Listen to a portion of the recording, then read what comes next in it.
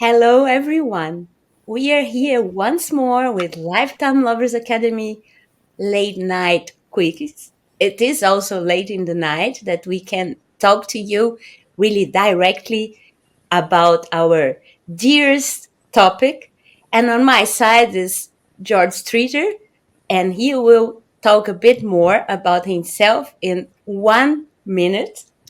We are very glad to be here with you again. And it's a pleasure for us to be here to give life to this project, right? Correct. So, hello everyone. I'm George Streeter. I'm an American living and working here in Germany by way of San Francisco, California. So, as you know, I married a German, and so that's how I ended up here in Germany. I also used to be an NFL player and scout for a long time with the Packers, Browns, 49ers. I'm also a coach here in Stuttgart. Well, not necessarily a coach. I work for a football team here in Stuttgart, and I coach couples in intimacy. So we are here. I'm here with Lesia, and we're working on helping people go from sexless to satisfied And keep all sparks alive. and keep the spark alive. That's right. Anyway, we are always laughing and glad to be here, but as you always say,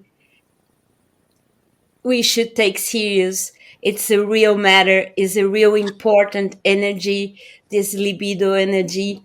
And Absolutely. besides of all these things, I just say, and I will say it again, I love to be here. I love to make radio. I did radio my whole life. I did other things too, but this is very similar to radio, and it's really nice to be here streaming. And I am also a long time in Germany, and life brought me here. I was born in Brazil. Maybe it's the last time we will be saying this because we are again and again. They can have this information in our homepage www.lifetimeloversacademy.com, and we did a very beautiful way till this point to be presenting all this all this knowledge, all these backgrounds that found themselves together for you. And I have a long time as a social worker, as a counselor, and now as an educator. And so we have lots of things to tell. And we are today here to talk about a very important topic. You can begin. Okay. Thank you. So, we had some conversations since last week about the reasons why so many couples become sexless. And, it's such a interesting topic, and I'm not sure how it'll be received. So I'm a little bit worried about even talking about this topic because we could be rejected, right? And this topic is all about rejection, right? And those people who are struggling in the bedroom, they usually have a fear of failing, of doing the wrong thing, saying the wrong thing, touching someone the wrong way, being touched the wrong way. Even if it means giving up their sexuality, people are afraid to face the fear of rejection. And so it's a real problem in the bedroom. And I think it's maybe the number three reason why couples become sexless. We can talk about the other one and two, the other topics at another time. But tonight, let's focus on the fear of rejection and how to overcome it and why it's so debilitating. Rejection is certainly one of the most important topics and reasons why people don't try to do more or try to explore their own selves. We should be aware of it. It's all about fear. This is my opinion. No? This fear Yeah. can destroy yourself and your relationship. Yes, this is the thing. The And fear stops people from acting, right? They have the same thought. She doesn't love me. But instead of trying to make someone feel more of who you are and share more of who you are, that feeling of fear makes you shut down. And it even makes you shut down with the people you love. So fear of being rejection is different, for example, than the fear of losing love. So a lot of men fear the loss of love, right? And a lot of women as well, right? thank you. But that's not the same as that fear of being rejected, right? No. So both have the same negative thoughts, like the person doesn't love me, they won't like me if I show my real self, if I say my real truth, if I follow my real desires, right? But when you have a fear of losing love, you actually pursue your object more. When you have a fear of rejection, it stops you cold. You don't place your attention there. You actually want to do everything except face that rejection. Hey, you see, if you think about fear or to feel threatened, you have just these three reactions, no? Flight, fight, or the freeze. No? There are Yeah, some yeah. animals that just freeze like they are dead, and you can make the like the metaphor you can bring to your love life. And I want you now to give some examples. It's nice to become concrete because maybe people are saying what they are talking about. And this is everyday thing that happens with us all sooner Right. or later or once in life. Yeah, yeah, absolutely. I coached a good-looking German male once. Okay, let's just call him Johannes. Okay, he had a good job, nice home, nice clothing. He was tall, he was attractive, but he felt very intimidated and scared going after women that he felt he was attracted to.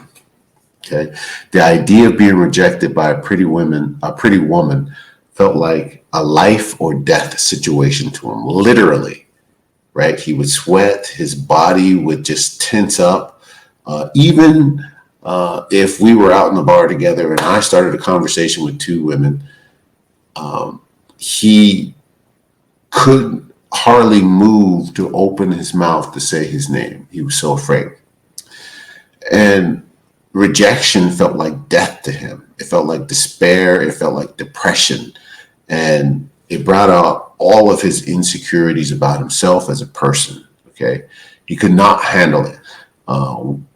So once he understood that it was the fear of rejection and not simply shyness, or, a language issue, he's a German in San Francisco, we began to work with his mind on the critical aspects of dealing with this. Was that the time that you were coaching to better flirt? Exactly. I started out helping guys find their true desire, which ended up helping guys meet more attractive women, right?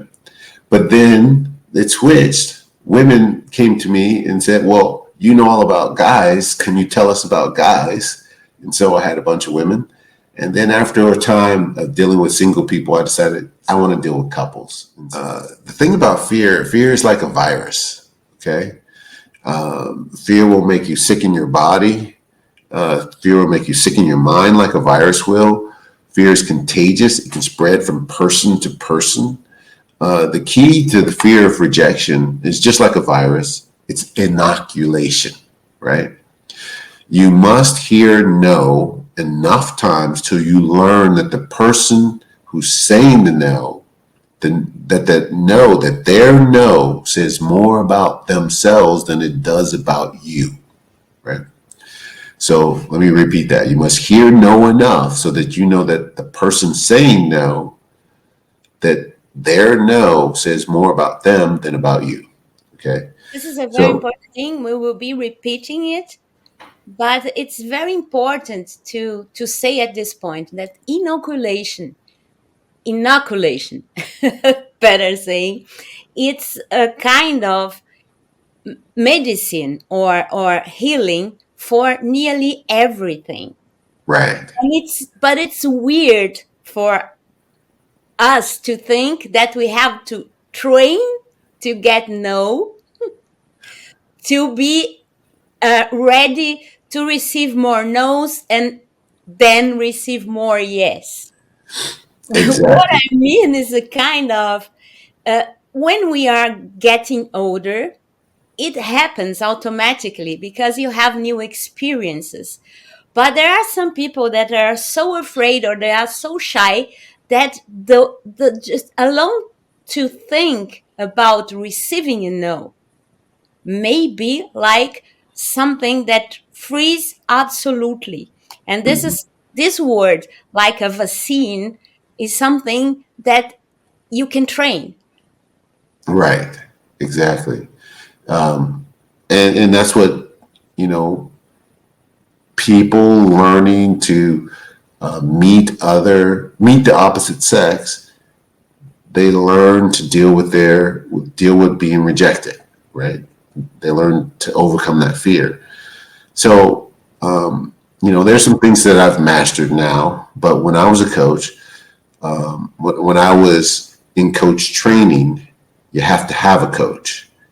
And so at this time, my particular problem was speaking my true desire. I would do things like I would always say a little bit less than I really wanted so that I could avoid hearing a no, right? I would say I wanted to go to dinner with a pretty woman instead of saying I really want to have sex with you, right? So my coach, he did something really interesting. He made me get 5 no's per day for It's a bunch of 5 days, right? So I had to check in every day with him to make sure that I got all the no's. And there'll be sometimes at the end of the day, it's like, oh man, I only got 3 no's, right? Doesn't mean that I didn't ask for things, because what you find out when you do this exercise is that people are willing to say yes, right? But what it did mean is that to get a no, I had to go deeper into my own desires and ask for the things that I truly wanted that may have been truly challenging or difficult for people, because people want to help, right? So you ask somebody for something and they'll say yes. So I had to make harder and harder ask before I could get the let no's. me make a question. Was the situation, did you face a situation like you ask for really something weird and someone said yes without you were prepared for that? Well, I can't recall anything like that, but I can remember asking someone to make me a meal, right?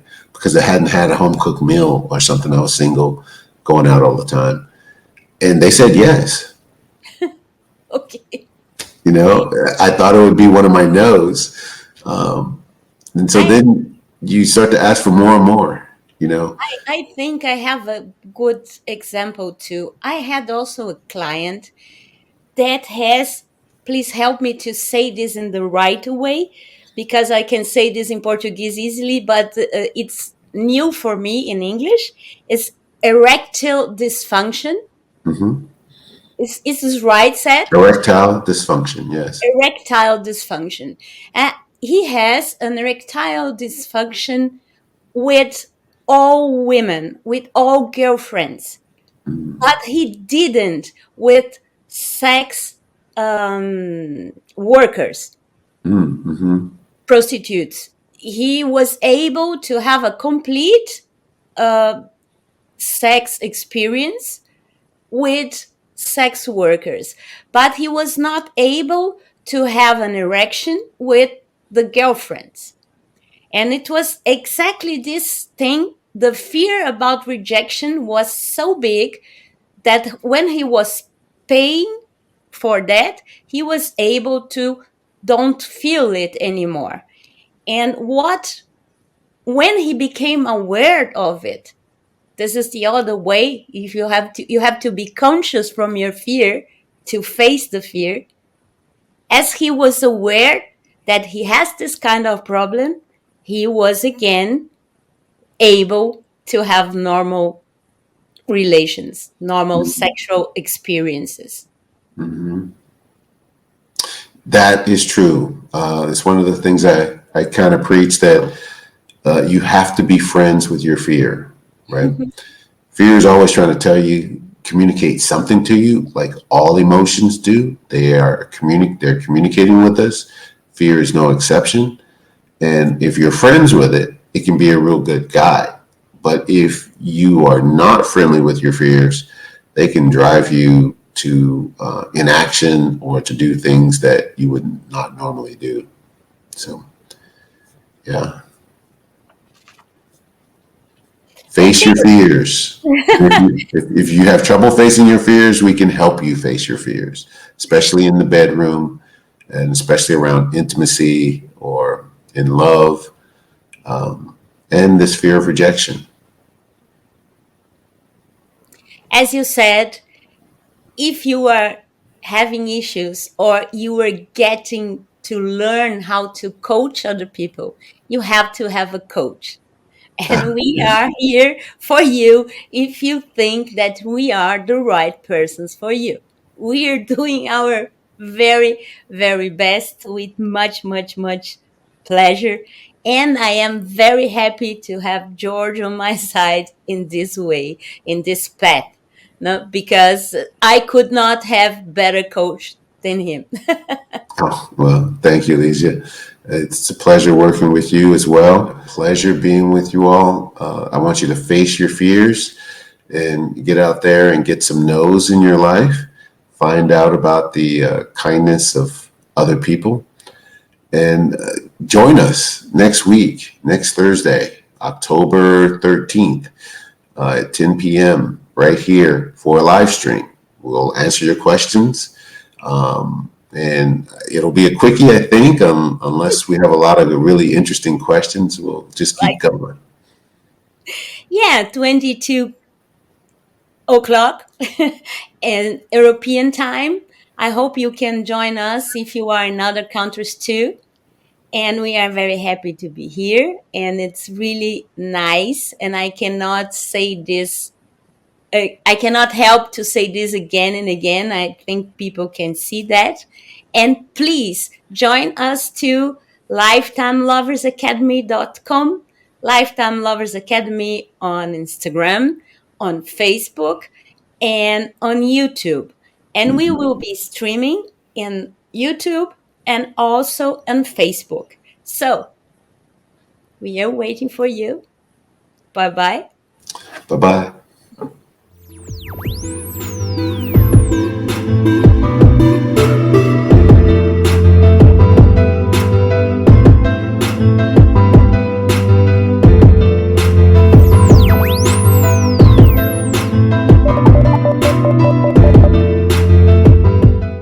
Lifetime Lovers Academy, begging you to keep the spark alive.